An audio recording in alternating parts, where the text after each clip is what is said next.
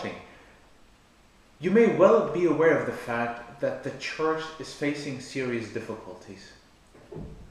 The ongoing decrease in numbers of laity, of members of religious congregations, and the clergy means that we have to think of alternative ways of spreading the good news, bringing the good news to the people. And this is why we have decided to offer 2 new and exciting summer school programs for the very first time. Our second summer school program is on the sacraments as channels of life. The English word sacrament comes from the Latin sacramentum, which means as much as a sign of the sacred. Now, you may well ask, why do we need to learn more about these sacraments? We already learned about them when we prepared for First Communion, when we prepared for confirmation. Well, picture this for a moment.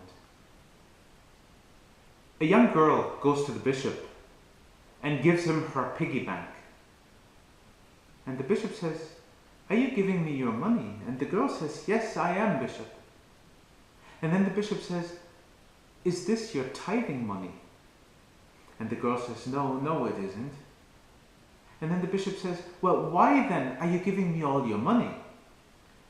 And the girl responds, "Well, bishop, yesterday evening I heard my parents talk about you, and they said to each other, 'You know, we really have the poorest bishop in the entire church.'"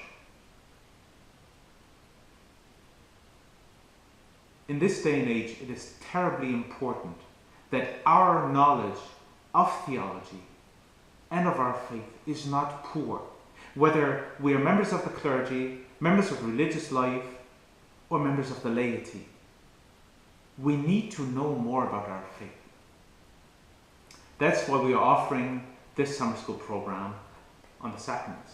Now, theologians will tell you that sacraments are signs and instruments of God's grace. But what does that mean? Well, in essence, they are ceremonies that point to what is sacred, to what is significant, and to what is important in our Christian life.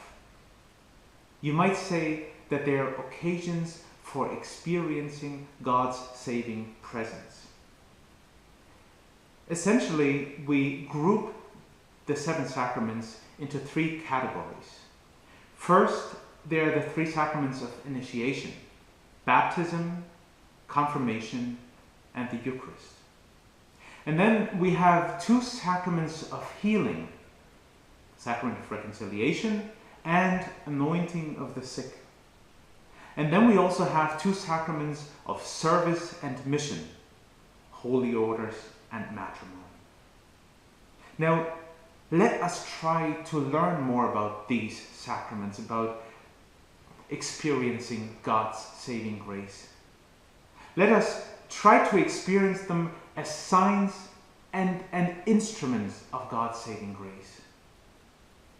I invite you to participate in our summer school program on the sacraments.